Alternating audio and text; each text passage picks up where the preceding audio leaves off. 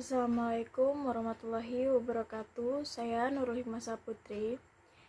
Di sini akan menjelaskan tentang akhlak, etika, moral, dan budi pekerti terhadap orang tua dan keluarga dan pembahasan surat An-Nisa ayat 36 dan tafsirnya serta sebuah hadis berikut kisahnya. Allah Subhanahu wa Ta'ala menitipkan amanah pada orang tua untuk menjaga, merawat, mendidik, bahkan mengawal kita sampai dewasa. Orang tua terus berjuang membanting tulang demi kebutuhan kita, tanpa peduli betapa pedihnya perjuangan dan betapa sulitnya medan yang dihadapi.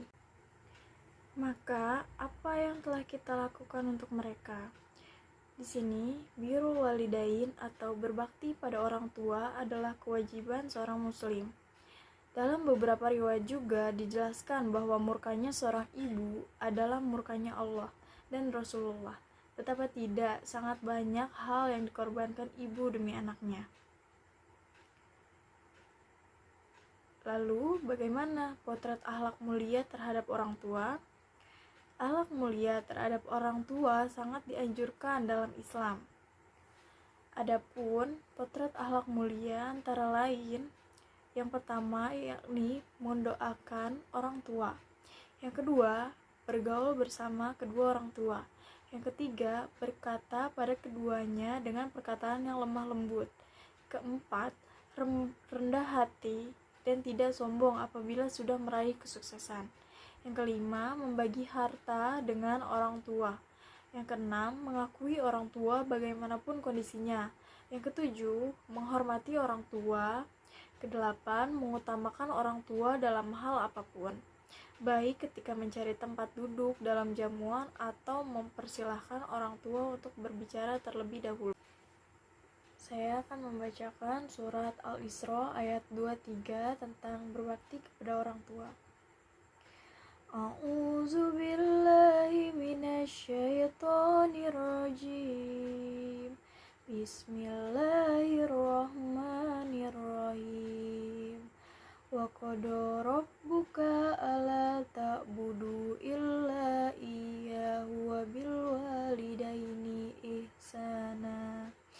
Imma yablughanna indakal kibara ahaduhuma aw kilahuma fala taqul lahumā uffin wa la tanharhumā wa qul lahumā qawlan karīmā. Yang artinya, dan Tuhanmu telah memerintahkan supaya kamu jangan menyembah selain Dia, dan hendaklah kamu berbuat baik pada ibu bapakmu dengan sebaik-baiknya.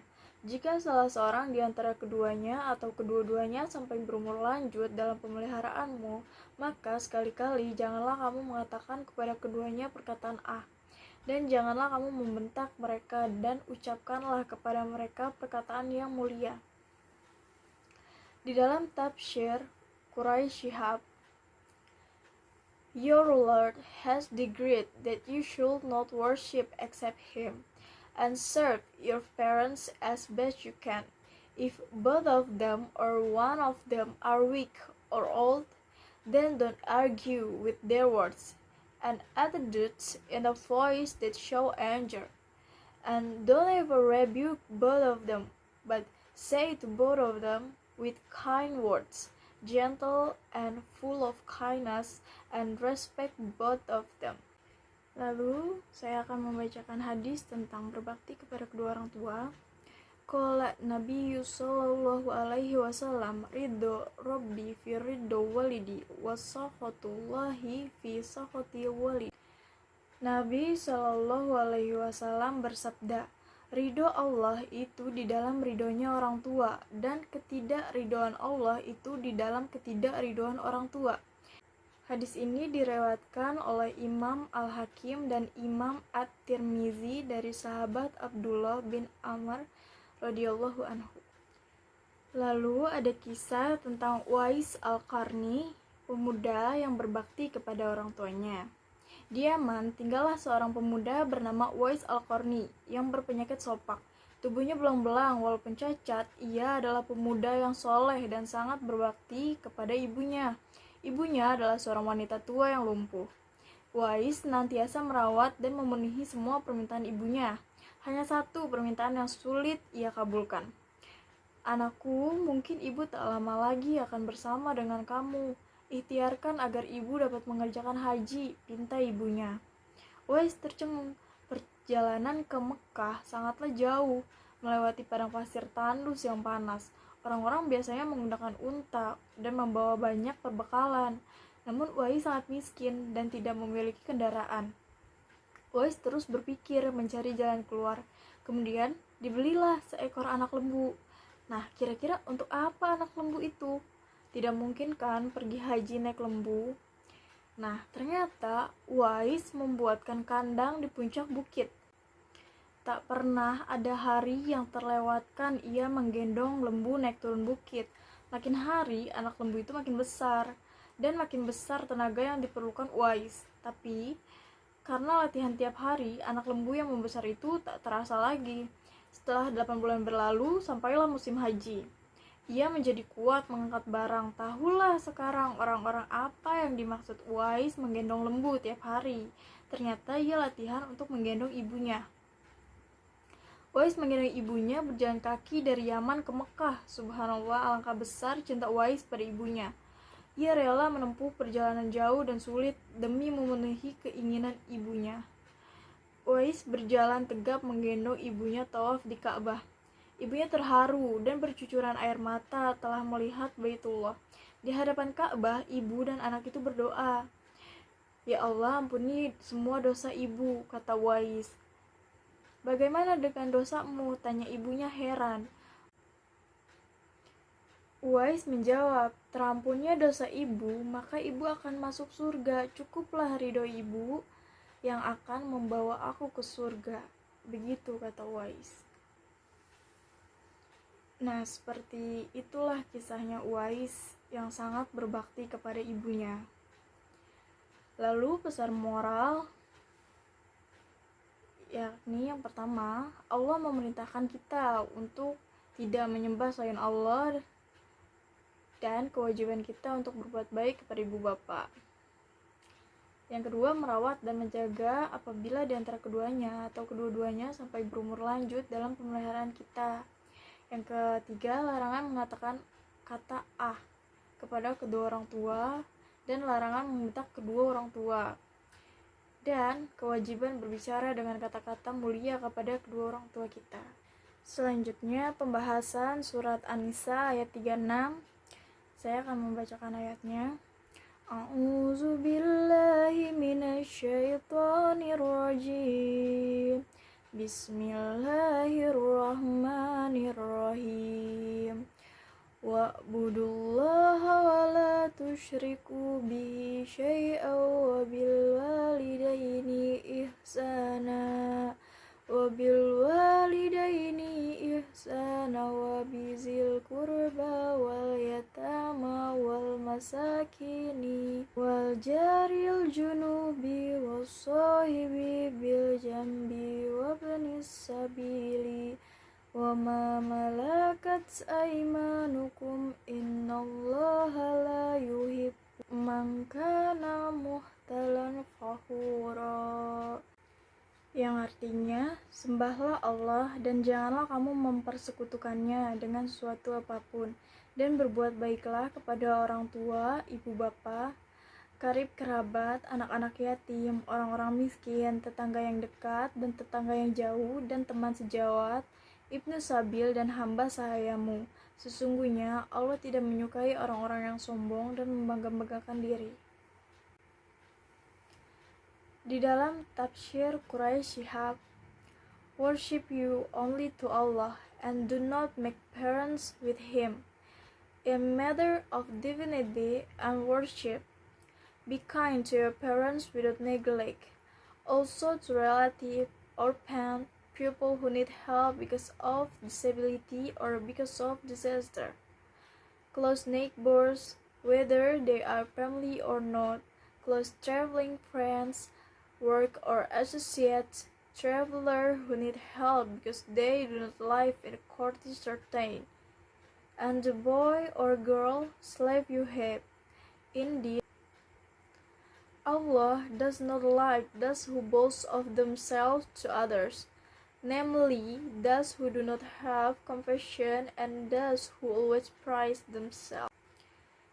Hadis yang terkait dengan surat An-Nisa ayat 36 dari Abdurrahman bin Abu Barkah dari ayahnya radhiyallahu anhu, ia berkata, kami pernah berada di sisi Rasulullah Shallallahu Alaihi Wasallam seraya bersabda, maukah engkau aku beritahukan 3 dosa besar?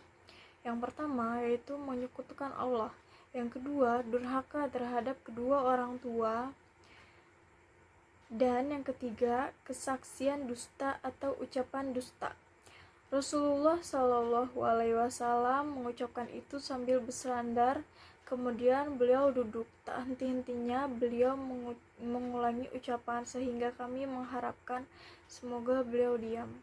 Lalu ada kisah tentang Kilab bin Umayyah dan baktinya kepada orang tua. Seorang laki-laki bernama Kilab bin Umayyah bin Askar. Dia memiliki ayah dan ibu yang sudah tua. Dia menyiapkan susu untuk keduanya tiap pagi dan petang hari. Kemudian datanglah 2 orang menemui Kilab. Mereka membujuknya untuk pergi berperang. Ternyata Kilab tertarik dengan ajakan tersebut. Lalu dia membeli seorang hamba sahaya untuk menggantikannya mengasuh kedua orang tuanya. Setelah itu Kilab pun pergi berjihad. Singkat cerita, bapak Kilab mencari Kilab. Nah, kabar itu pun sampai kepada Umar bin Khattab. Lalu Umar memerintahkan Abu Musa Asy'ari memulangkan Kilab ke Madinah. Kilab pulang ke Madinah. Ketika Umar bertemu dengannya, beliau mengatakan, sejauh mana kamu berbuat baik kepada orang tuamu? Kilab menjawab, aku mementingkannya dengan mencukupi kebutuhannya. Jika aku hendak memerah susu untuknya, maka aku memilih onta betina yang paling gemuk, paling sehat, dan paling banyak susunya. Aku mencuci puting susu onta itu dan barulah aku memerah susunya lalu menghidangkan kepada mereka. Umar mengutus orang untuk menjemput bapaknya. Bapak Kilab datang dengan tertatih-tatih dan menunduk. Umar bertanya kepadanya, apa kabarmu wahai Abu Kilab? Dia menjawab, seperti yang Anda lihat wahai Amirul Mukminin. Umar bertanya, apakah kamu ada keperluan? Dia menjawab, aku ingin melihat Kilab. Aku ingin mencium dan memeluknya sebelum aku mati. Umar menangis dan berkata, keinginanmu akan tercapai insya Allah. Kemudian Umar memerintahkan Kilab agar memerah susu onta untuk bapaknya seperti yang biasa ia lakukan. Umar menyodorkan gelas susu itu kepada bapak Kilab sambil berkata, minumlah ini wahai bapak Kilab. Ketika bapak Kilab mendekatkan gelas ke mulutnya, dia berkata, demi Allah, aku mencium bau kedua tangan Kilab. Umar mengatakan, ini Kilab, dia ada di sini, kami yang menyuruhnya pulang. Bapak Kilab menangis, dan Umar bersama orang-orang yang hadir juga menangis. Mereka berkata, wahai Kilab, temani kedua orang tuamu. Maka Kilab tidak pernah lagi meninggalkan mereka sampai wafat. Pesan yang dapat diambil dari surat An-Nisa ayat 36 yakni kita harus berbuat baik kepada orang tua, keluarga, guru, dan sesama manusia karena Allah sangat tidak menyukai orang-orang yang sombong dan membanggakan diri sendiri. Yang kedua, kita dapat diterapkan pada orang tua dan guru adalah kita bersikap santun kepada mereka, menghormati dan berusaha mengerjakan apa yang diperintahkan. Ketiga, jika masih ada orang tua yang membutuhkanmu, maka rawatlah ia. Rawatlah mereka seperti mereka merawatmu sedari kecil. Sekian presentasi dari saya. Kurangnya mohon maaf. Jika ada salah, mohon dimaafkan. Wabillahi taufiq wal hidayah. Wassalamualaikum warahmatullahi wabarakatuh.